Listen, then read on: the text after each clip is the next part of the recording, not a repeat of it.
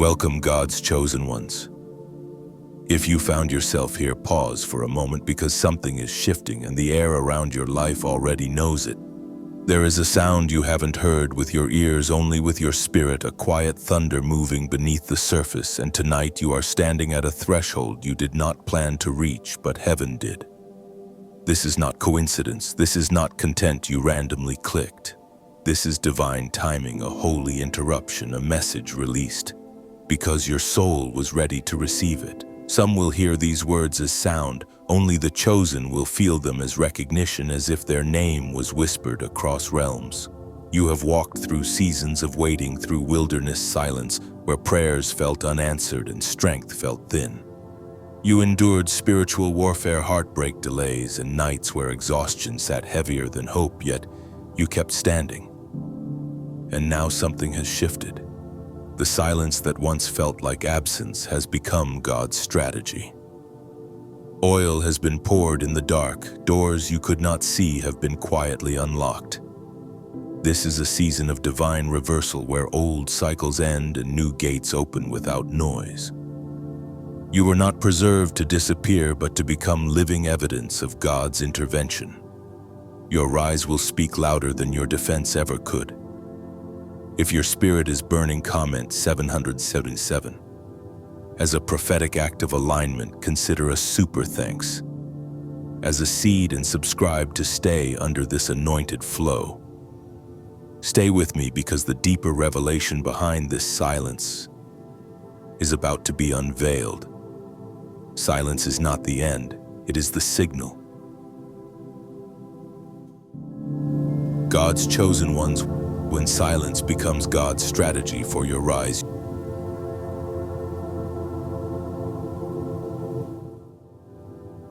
You. Chosen one, if you are hearing these words, let your heart slow down for a moment, because it is not an accident that your soul has stopped here. Around you, life may feel loud, misunderstandings, false stories, disappointed looks, memories that still sting. Yet right in the middle of all that noise, there is a small, quiet space where it is just you and God. In that place, you don't have to prove anything. There He calls you by your true name in the Spirit, not the labels that people have put on you. Before I formed you in the womb, I knew you, Jeremiah 1:5. Not just knowing about you in theory, but knowing every crack in your heart, every time you wanted to quit and still kept walking. You've passed through long seasons of waiting, through spiritual battles you can't fully explain to anyone, through nights when your prayers felt like they hit a ceiling. But it is precisely in those silent stretches that heaven has been secretly at work. You, chosen one. How many times have you felt as if your life was placed on an invisible stage where others were watching and judging your every move while you just wanted to step off the spotlight? There were moments when people seemed more interested in discussing your life than living their own. They thought you were fragile, easy to break, easy to control. They believed a single blow would shatter you, but they only ever saw the surface. Beneath that, your roots were digging deeper through storms they never witnessed. Like an ancient tree standing alone in an open field, people only see the trunk taking the wind, but they do not see the root system gripping the unseen earth through countless seasons of storm. While they shouted, accused, twisted, and demanded your reaction, your silence, not your arguments, became the sacred line between you and them. There is a spiritual paradox that only the chosen truly feels. Sometimes your greatest strength is not in what you say, but in what you choose not to say. What if the silence you hate is actually the courtroom where heaven is ruling in your favor? If you keep arguing, you are playing on their field, but when you step back, you walk out of the rigged game they thought they were controlling. In the painting The Calling of St. Matthew by Caravaggio, a shaft of light cuts through the darkness and silently points to a single man in a crowded room, rewriting his entire destiny without a word. In the same way, the light of God resting on your life does not need to shout. It silently exposes everything else for what it truly is. You, chosen one, you aren't only fighting people. Often you are wrestling with your own heart, your fear of being misunderstood, your need to be seen as right, your obsession with wanting everyone to see your intentions. But on the path of the chosen, there comes a day when you finally learn pursuing truth matters more than protecting your image. Real faith never needs to be performed. The philosopher Soren Kierkegaard once wrote that purity of heart is to will one thing, and in the hidden places of your soul, that one thing has always been God, even when your emotions refuse to cooperate. The world pulls you toward noise, but heaven keeps drawing you back into stillness where God whispers what you could never hear in chaos. In that silence, he shows you that every attack against you is not the end of the story, but one line in the long reading of your transformation. Remember, you, chosen one, you are not the first to walk this way. Daniel walked into a lion's den without a defense speech or a PR campaign, and his calm trust amidst living jaws became a miracle a whole kingdom had to witness. Daniel 6. Shadrach, Meshach, and Abednego stepped into the furnace without a dramatic plea for sympathy. They simply said, "Even if he does not rescue us, we will not bow," and the flames themselves revealed a fourth man walking with them. Daniel chapter 3. Paul and Silas sat in prison with chains on their wrists. Instead of screaming about injustice, they sang in the midnight hour, and their song shook the foundations of the prison and opened every door. Acts 16. Elijah on Mount Carmel stood alone before hundreds of false prophets. He didn't try to outshout them. He prayed a short prayer, and fire from heaven drew the line between what was real and what was counterfeit. 1 Kings 18. Peter, who once denied Jesus in fear, was later restored and preached one message that cut to the heart, and 3,000 lives were awakened in a single day. Acts chapter 2. What do all of these stories say to you? That the moments when you are cornered, misread, and silenced are often the very stages where God shows himself through you. History whispers the same pattern. Think of Nelson Mandela, who spent 27 years in prison, much of it in enforced silence under injustice. Yet those quiet decades forged an inner strength and vision so deep that when he finally walked out, the world no longer saw a prisoner, but a symbol of reconciliation.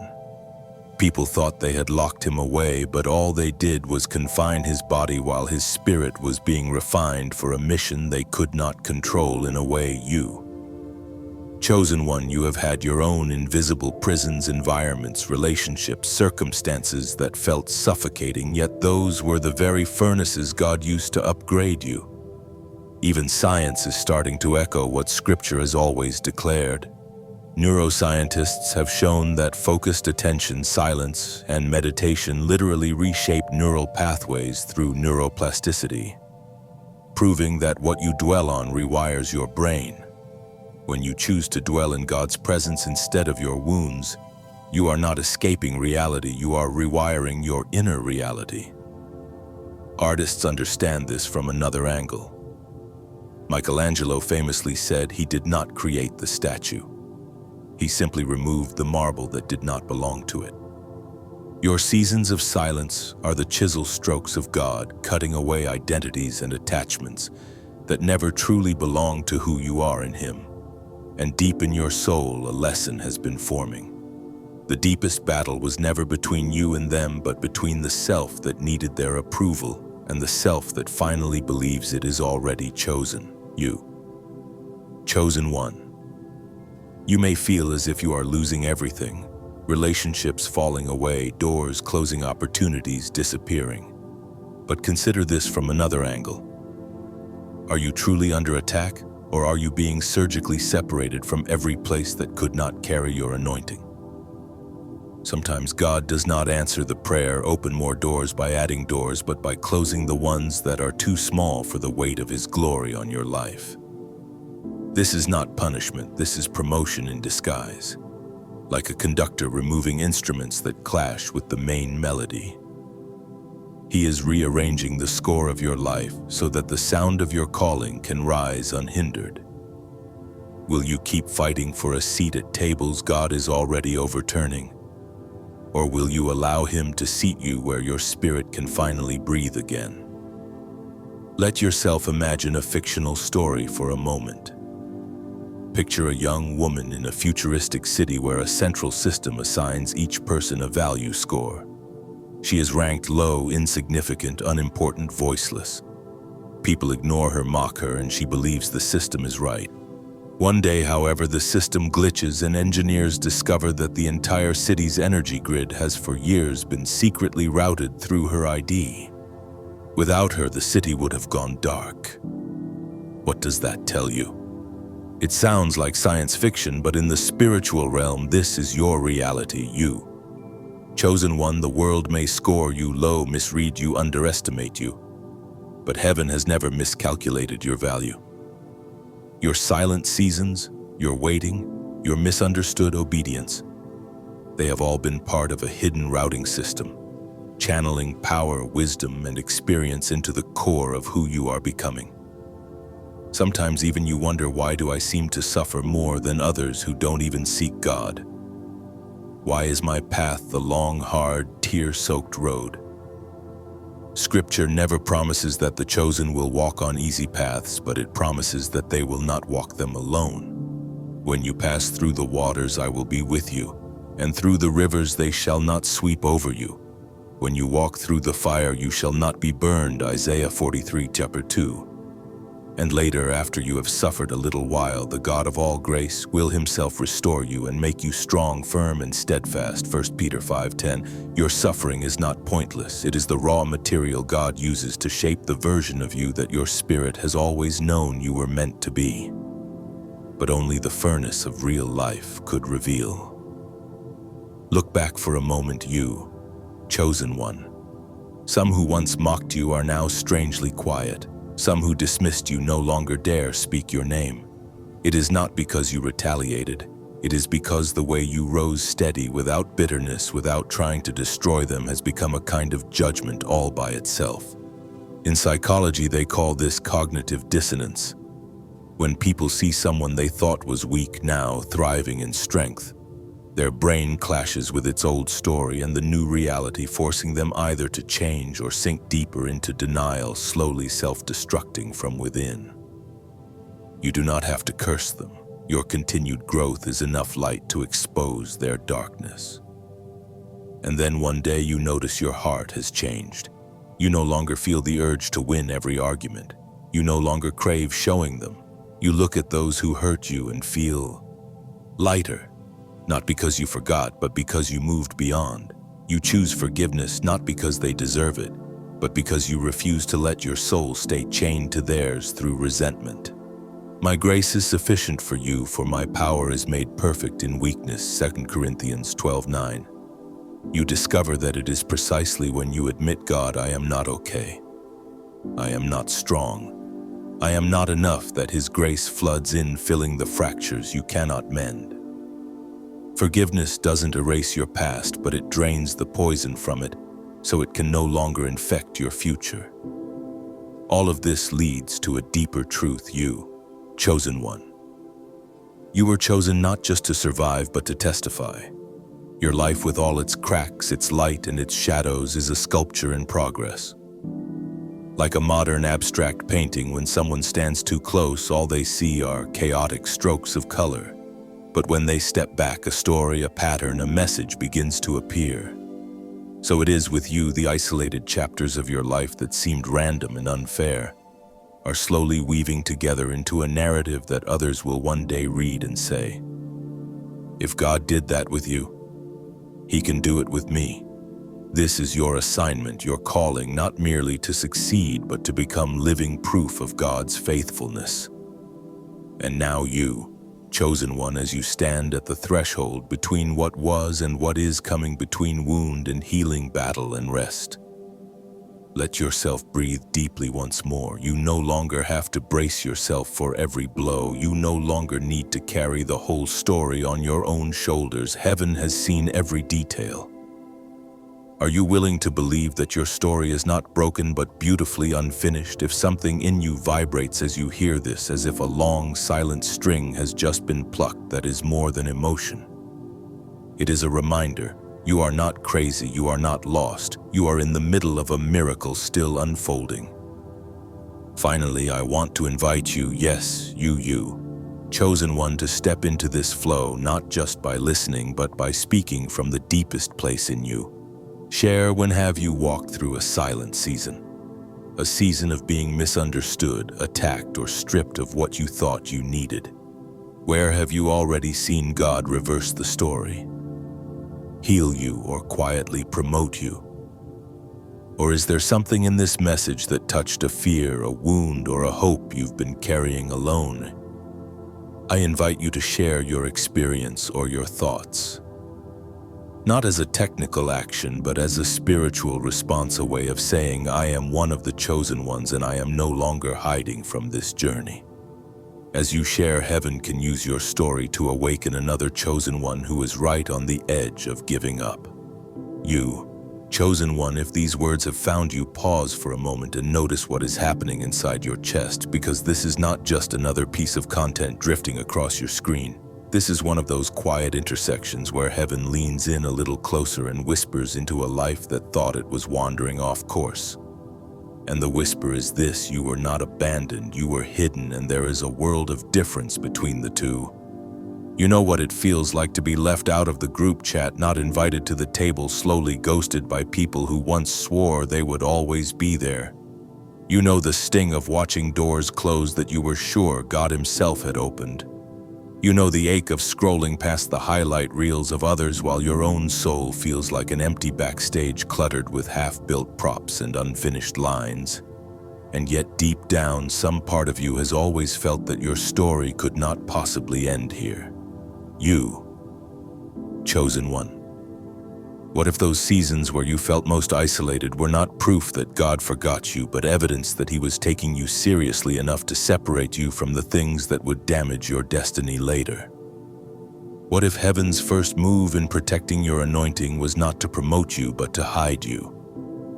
Think of David, not yet a king, just a shepherd boy tucked away in forgotten fields while important people gathered in important rooms.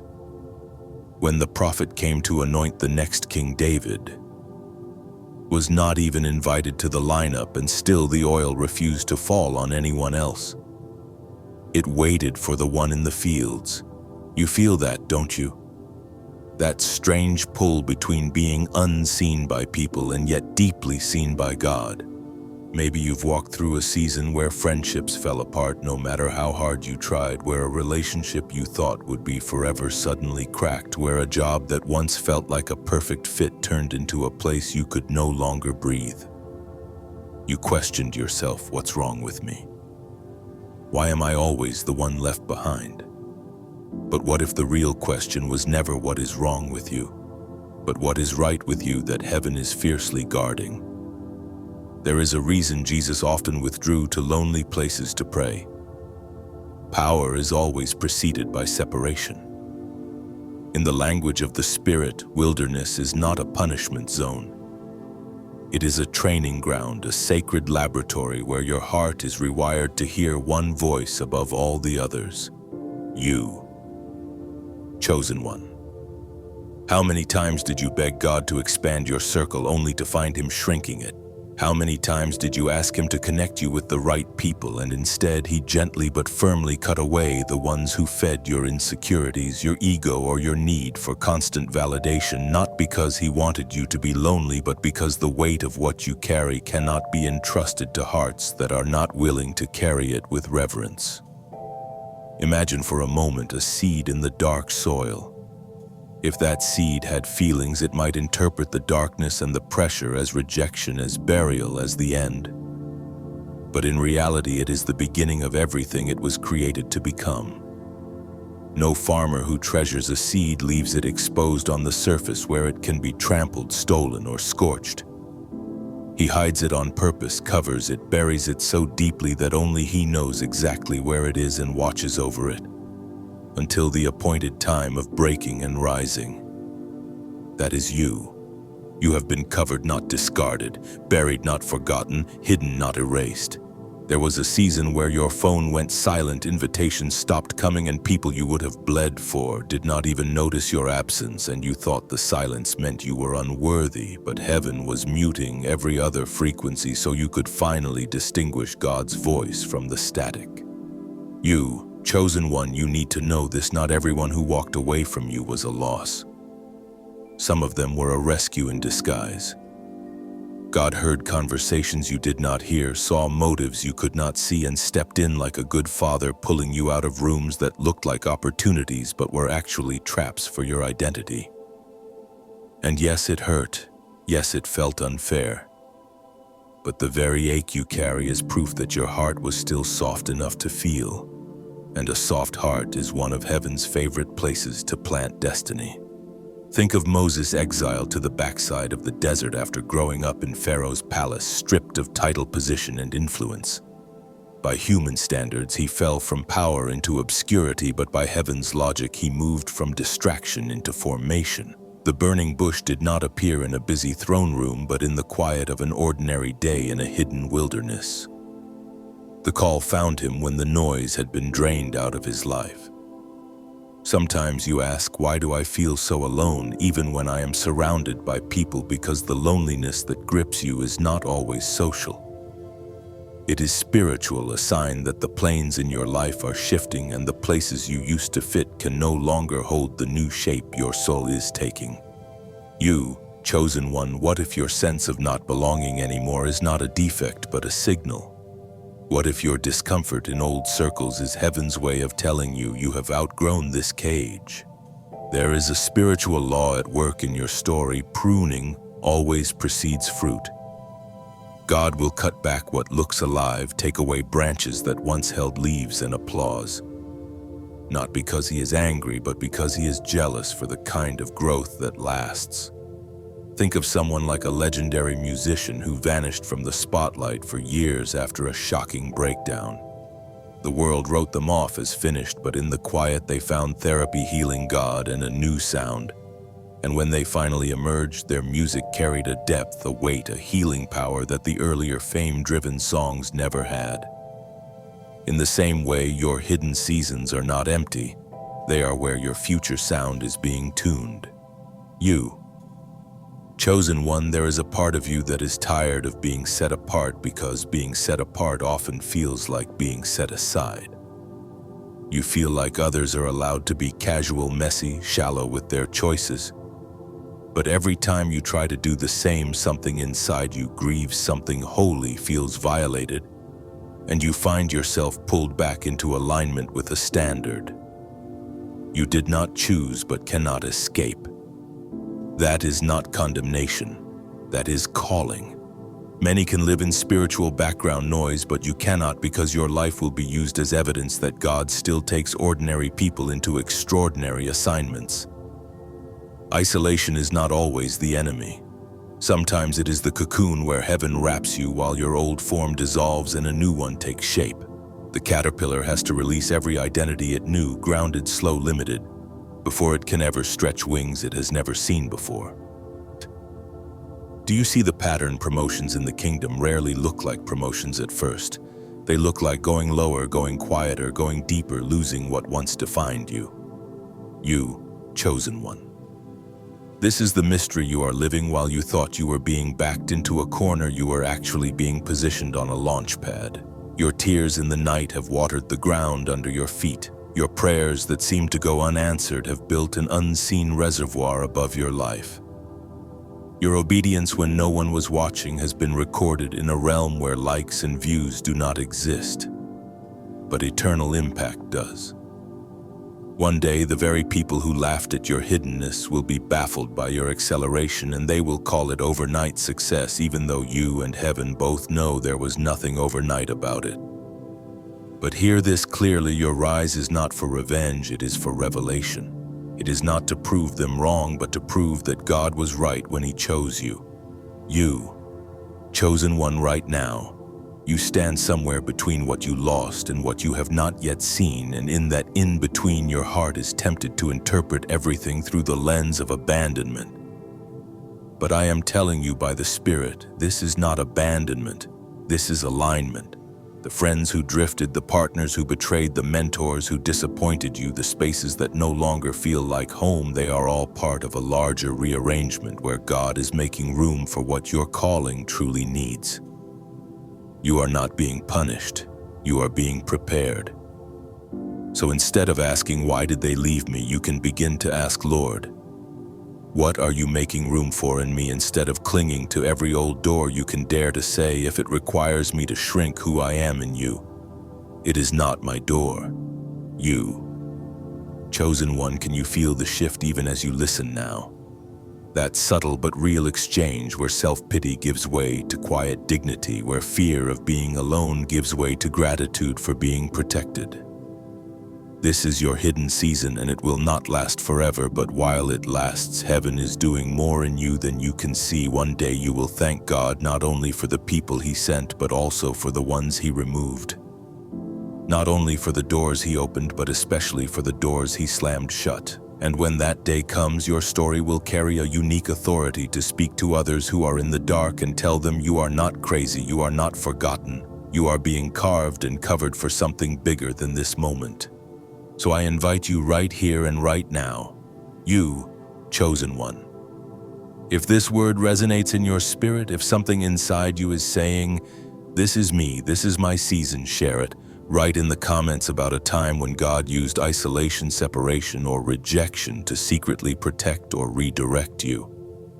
Confess your questions, your pain, or even just one sentence of faith like, I believe my hidden season has purpose. When you do, it is not just an online interaction. It is a prophetic act of agreement with heaven's narrative over your life. Your hidden season is holy, and your story is still being written.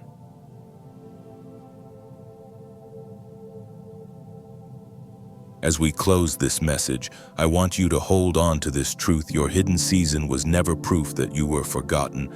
It was proof that you were being fiercely protected. The isolation, the closed doors, the silent rooms that felt like endings were actually the workshop of heaven, shaping you for a chapter that could not be built in the crowd. You were not set aside, you were set apart. If this word has confirmed something deep inside you, I invite you to respond not just emotionally, but intentionally. Like this video so the message can keep flowing.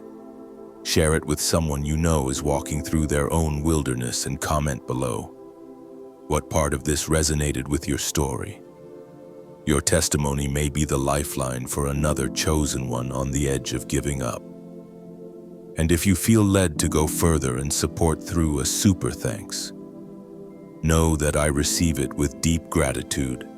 But even if you simply watched, listened, and opened your heart, I honor you and I thank you. Before you go, I speak blessing over you. May God's presence surround you in the hidden places. May His voice be louder than every lie, and may you step boldly into the season He has prepared for you. Stay covered, stay awake, and stay blessed, chosen one.